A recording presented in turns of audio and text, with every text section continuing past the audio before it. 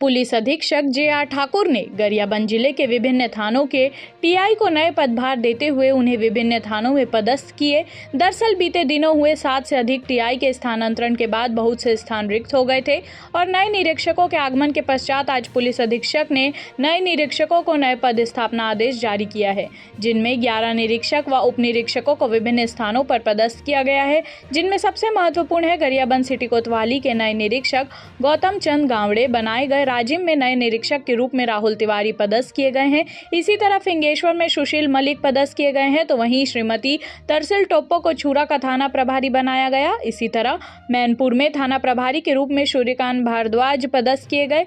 शोभा में जय सिंह ध्रुव पदस्थ गए हैं, तो गरियाबंद अजक के प्रभारी के रूप में रानू गुर्दे को पदस्थ किया गया है और संतोष कुमार साहू को डीसीबी डीसीजी गरियाबंद में पदस्थ किया गया है। पहली खांड में संतोष जायसवाल बनाए गए हैं तथा अमली पदर में चंदन मरकाम को एवं नवीन राजपूत को आरक्षित केंद्र गरियाबंद में पदस्थ किया गया है।